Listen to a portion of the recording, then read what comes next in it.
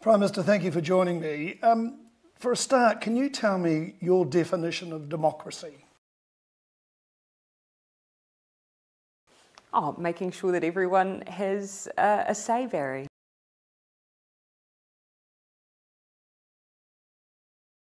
Is it an equal say? Look, of course, in all of our electoral institutions, that's what it's built around, yes.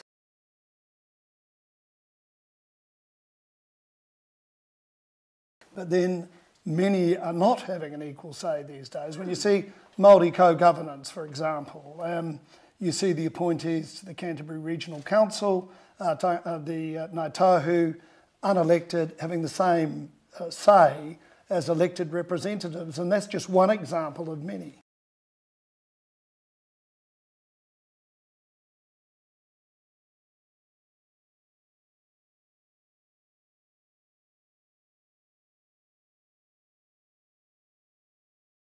Well, I think what point you're actually making here, and is correct, is that for some years now we've had a number of different institutions, usually local, often dealing with regional issues, where we have had mana whenua involved in the ongoing management of those issues for the benefit of every community member. So that's not a new concept, and in fact, if you're looking, for instance, at the protecting the health of our waterways, that's actually being a common place for those kinds of arrangements. Well, that's a good place to bring up, because some people would say that essentially that's stacked to give Māori more say, equal say, but control over the entities that were set up under the statements under Te Mana o Te Wai.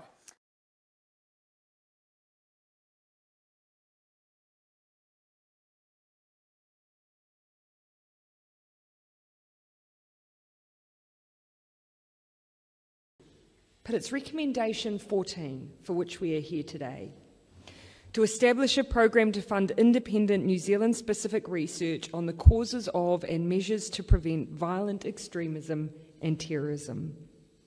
But we've taken that recommendation a bit further.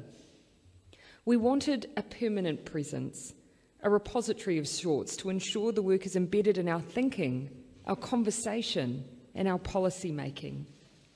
And today we launch a National Centre of Research Excellence for Preventing and Countering Violent Extremism, He Whenua Tarikura. And so to the people I want to acknowledge today, the two directors of the Centre, for which I can formally announce, and which I'm sure is well known to those in the room, particularly the two directors. If this is a surprise, we have a problem. Professors Joanna Kidman and Paul Spoonley.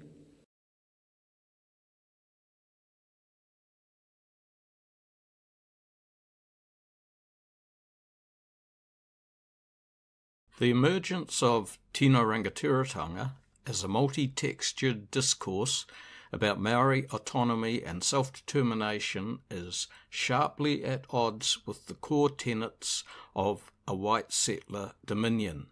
Tino Rangatiratanga has proven enigmatic for Maori and non-Maori alike, in that interpretations of the term have varied from person to person, nor is there much consensus within Maoridom regarding the magnitude and scope of rangatiratanga, much less on how to go about its practical attainment or its investiture at particular levels of social organisation. Such uncertainty cultivates grounds for misunderstanding and confusion, together with pleas for enlightenment. As a result, issues of rangatiratanga and sovereignty may animate political discourses in Aotearoa New Zealand, yet their political agendas remain shrouded in mystery for many, as Renwick observes. But rangatiratanga is still a mystery to a great many Pākehā, and it catches them in one of their cultural blind spots. If the task of the 1980s was to rethink the duties of the Crown under the treaty, the task of the 1990s is to develop ways by which Maori express their Article 2 rights of rangatiratanga as part of the fabric of a wider New Zealand society. Such collective confusion redoubles the need to explore these cultural blind spots, especially since the politics of Tino Rangatiratanga have vaulted to the forefront of Maori struggles. Not only does Tino Rangatiratanga serve as a moral authority for securing those customary rights protected by Article 2 of the Treaty of Waitangi, it also provides a catalyst for challenging colonial arrangements. At the core of this Rangatiratanga-driven restructuring process are proposals for Maori models of self-determination and belonging. Appeals to Tino Rangatiratanga go beyond the restoration of Indigenous rights or the resolution of historical grievances. Proposed instead are models of constructive engagement that acknowledge Maori Rangatiratanga rights as a legitimate source of entitlement and the preferred basis for exercising authority. This distinction is nicely conveyed by Margaret Wilson, 1995, when she writes of Maori concerns. This dissatisfaction centred not only in grievances relating to wrongful confiscations of lands and assets, but also on the more fundamental grounds of the Crown's failure to recognise the right of Maori to control their own affairs. Page 72. Recasting Aotearoa. With so much at stake in the indigeneity debate, the society-building process in Aotearoa has not proceeded as smoothly as many would have anticipated. At the source of this impasse is the failure to appreciate the potential of indigeneity as a basis for radical renewal. References to indigeneity are inseparable from competition over power, or more accurately, the transfer of power from those who have it to those who want it, but who never consented to give it away.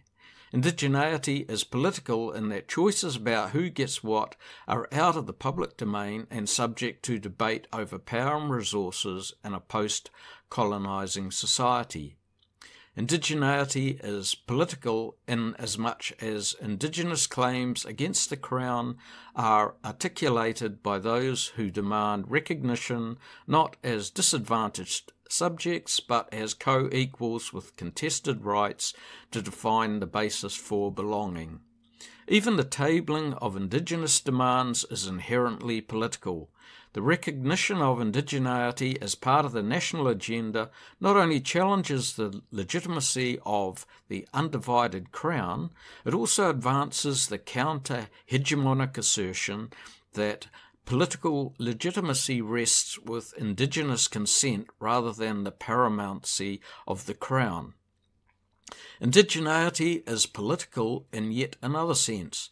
In going beyond party politics, the politicisation of indigeneity strikes at the very pulse of the governing process in Aotearoa. The state is drawn into the most contentious of all relationships, the relationship between co-sovereignties of an inherently political nature, with each claiming the right to participate in crafting a new and legitimate political order. That's from Recalling Aotearoa, Indigenous Politics and Ethnic Relations in New Zealand by Augie Fleris and Paul Spoonley and published in 1999. In the 2021 government document which outlined the work programme for countering terrorism and violent extremism, the task for Hei Whenua Taurukura was identified as building a shared and clear evidence-based understanding of the evolving challenge of violent extremism and terrorism and their underlying causes. That is our challenge. That is what we must do. The document goes on to suggest that there are 4 elements: mōhio, or understanding; mahitahi, working together; whakaho taitai, prevention; and takutu, responding. Our immediate task is to add to the mōhio that we have, or the understanding that we have at the moment, of violent extremism. But that understanding and an appropriate evidence base cannot be achieved without working with communities, the government and the research sector. So the task is incomplete without how best to respond, or preferably how best to prevent violent extremism. One of our clear messages from He Whenua Taurikura Hui in Christchurch last year was that communities, especially those that were most impacted by vitriol and violence, need to be involved in setting research priorities, in the research itself, and in being given the tools to identify and respond to extremism amongst its own members. Our hope is that our expertise and understanding will make a tangible and real-world impact on the safety and well-being of communities of Aotearoa, and especially those targeted by extremism. There is also the threat that Minister Little referred to, which is the threat to our democratic systems and values. By its very definition, violent extremism seeks to undermine the very nature of liberal democracy. We have more than enough evidence to demonstrate at this point that there are those in this country who subscribe to political subcultures and ideologies that are deeply, deeply toxic. Further, and I'm sure that no one in this room needs to be convinced, that the rise of online vitriol and conspiracies represents a significant threat to our political process and the safety of our communities.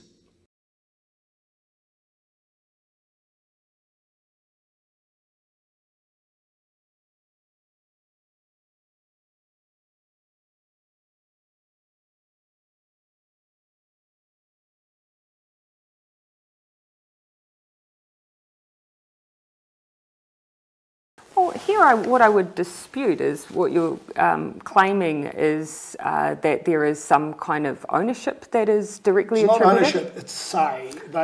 They have to be bound by what Mana Whenua says. Oh, well, again, we've been over some of these discussions a few times before, but what I come back to is the fact that for our water entities, ultimately the reason for these reforms is to make sure that ratepayers don't experience an increase. Why do Māori have so much say? If I can finish. Ultimately, the goal is to make sure that we don't see an increase in rates bills or water bills for communities, and that we get out of the situation where we currently, for instance, have people on boil water notices. Now, if you're reforming the way then that those structures are organised, you create a management system, in this case regional representative groups, where people will be able to ensure that the focus of the community and the voice of the community is heard, and that's where you've got a role for Mana Whenua. The entities you're setting up give iwi the final say. If they say something in the legislation, then that has to be enacted. Or actually, the way they're organised is around consensus building, because ultimately, and this is the reason why you haven't seen issues to date, local government, who have not opposed the arrangements for these structures, local government are already working in this way. They work with consensus. It's not about one group vetoing the other. They work on a consensus basis to make sure, simply, we have strong water infrastructure, low rates, and clean water to drink. That's the focus. The Three Waters has now had its final reading, so it only needs the Governor-General's assent. It has.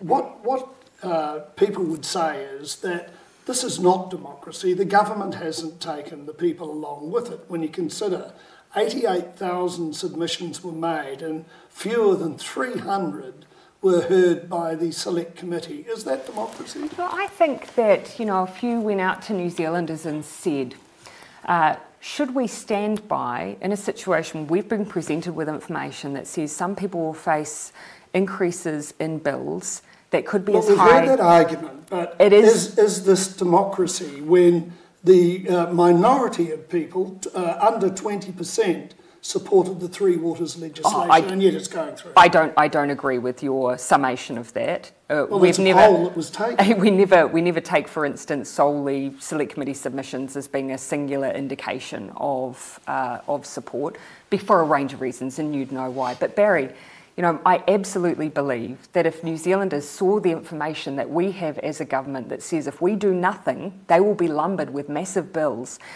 it would not have been good leadership on our part to do nothing. Why don't the council see that?